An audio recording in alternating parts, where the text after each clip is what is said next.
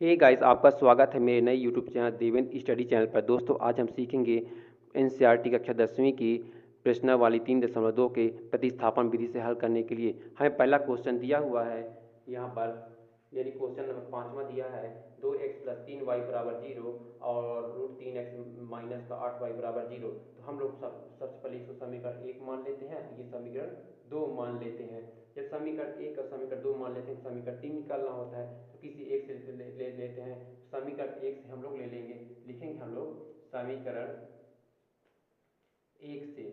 समीकरण 1 में क्या दिया है हमें देख लीजिए अपना, 2x दिया है, यानी √2x प्लस का √3y = 0 हमें दिया हुआ है। अब किसी एक को अकेले करना होता है, यानी कि 2x को यहीं रहने देते हैं, लिखेंगे √2x बराबर 0 है, और इसको उधर लेकिन क्या हो जाएगा, माइनस का √3y, ये हो गया हमारा। अब x को अकेले कर देंगे हम लोग, x बराबर हो जाएगा हमारा 0 माइनस का √3y,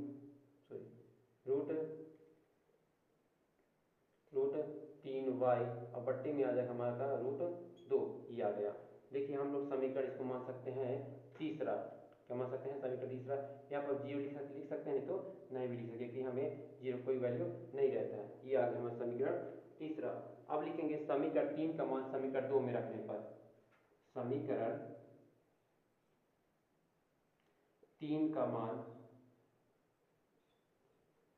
समीकरण 2 में रखने पर, समीकरण 3 का मान क्या दिया है, ये भी लिख सकते हैं x का मान समीकरण 2 में रखने पर, ये भी लिख सकते हैं, रख दे रहे हैं। चलिए, तो कितना दिया हमें समीकरण में, समीकरण ये दिया हमें समीकरण दूसरा, ठीक है। लिखेंगे रूट का 3x माइनस का √8y बराबर 0।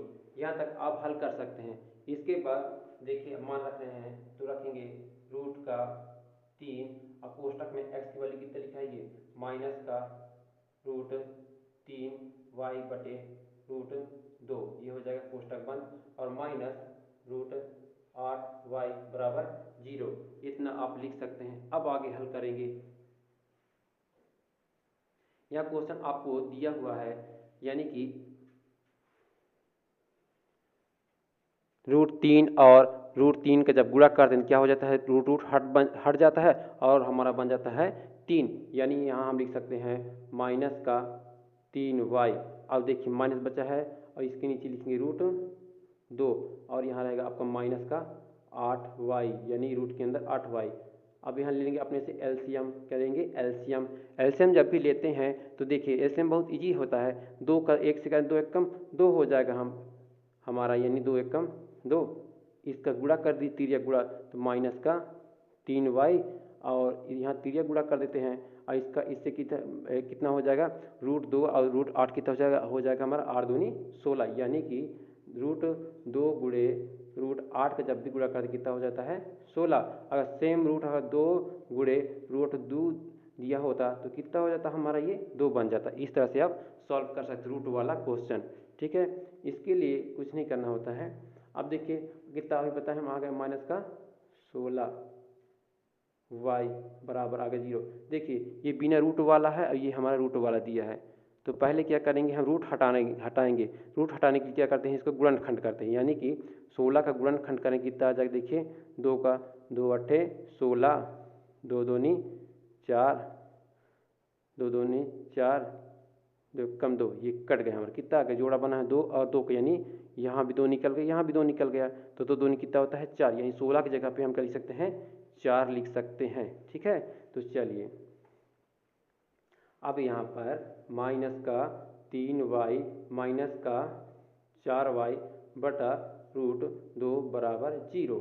देखिए √3 और √2 को जोड़ देंगे कितना हो जाता है, √3 √4 कितना 7, माइनस का √7y बराबर, अब देखिए इसको हटाने के लिए क्या करते हैं, हम इससे गुणा कर देते हैं, तिर्यक गुणा 1 मान करके, तो इसका यहाँ से गुणा होता है, इसको इससे गुणा कितना होगा हमारा 0, तो इसका वैल्यू कितना यहाँ आ जाएगा तुम्हारा बराबर 0। अब कितना है हमारे पास, लिखेंगे हम लोग y बराबर 0 और बटे √7 है, तो √7 लिखेंगे, तो √7 की वैल्यू कितना निकल जाएगा हमारा जीरो, क्योंकि हमें कोई भी अगर 0/7 हो, 0/5 होता है, भाग होता है तो जीरो हो जाता है, तो ये आ गया हमारा जीरो। ठीक है, अब इस y की वैल्यू को समीकरण 3 में पुट करेंगे। समीकरण 3 दिया हुआ है हमें, यहाँ लिखेंगे y का मान समीकरण 3 में रखने पर, समीकरण 3 हमें जो दिया है उसमें रख देंगे हम लोग। समीकरण 3 क्या दिया है देख लीजिए, यहाँ पर दिया है x बराबर -3y/√2, ये दिया हुआ है क्वेश्चन। सबसे पहले इसमें हल कर देंगे, यहाँ लिख देंगे हम लोग x बराबर √3y/√2, तो x बराबर कितना हो जाएगा, मान रखना है हमें, y का मान कितना 0, तो लिखेंगे -√3 और गुणे हो जाएगा 0/√2, तो x बराबर हो जाएगा। जब भी गुणा करते हैं हम लोग जीरो का किसी भी संख्या से किया, उसका वैल्यू क्या हो जाता है हमारा 0/√2। अभी सीखे हम लोग कि किसी भी संख्या से अगर नीचे गुणा होता है क्या बनता है, वो भाग दीजिए। ये क्वेश्चन ये दिया है, x की वैल्यू कितना निकल गया हमारा 0, कितना आ गया 0 आता